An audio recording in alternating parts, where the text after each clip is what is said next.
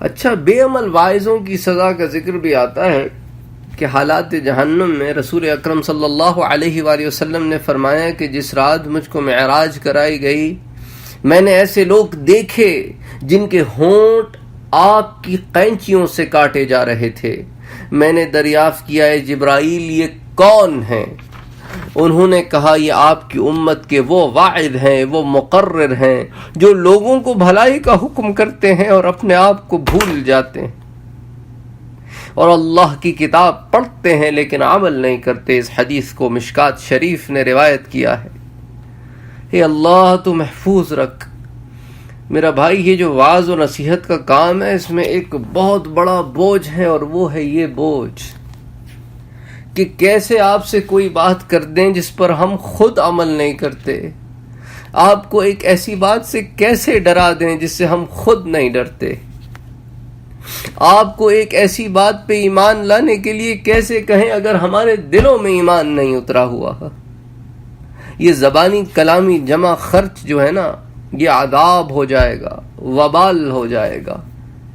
تو جو علماء ہیں، جو مواعظین، جو وعظ کرتے ہیں، جو لوگوں کو نصیحت کرتے ہیں، جو نذیر ہیں، جو ڈراتے ہیں، جو بشیر ہیں، جو بشارت دیتے ہیں، خدا را ہمیں اپنے عمل پر نظر کرنی چاہیے، اپنے اعمال کو سنوارنا چاہیے، پھر وعظ و نصیحت پہ عمل کرنا چاہیے۔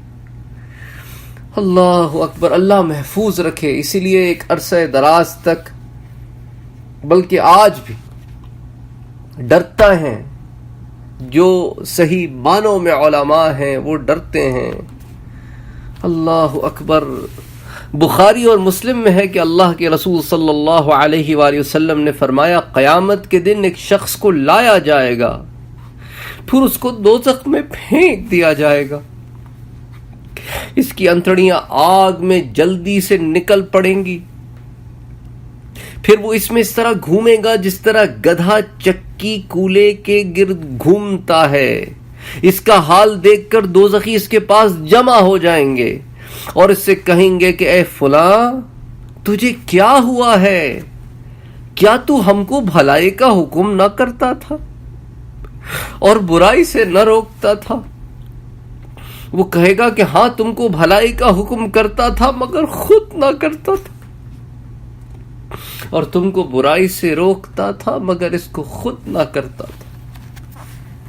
اللہ اکبر، اللہ اکبر، اللہ اکبر۔ اے اللہ، تجھ سے ہم یہ درخواست کرتے ہیں، التجا کرتے ہیں باری تعالیٰ کہ ہم تیری دین کی خدمت کر رہے ہیں، تو کام لیتا رہے پر ہمارے عمل برباد نہ ہو جائیں، ہمیں عمل کی توفیق عطا فرما باری تعالیٰ، اور گناہ ہو جائیں تو معافی کی توفیق عطا فرما۔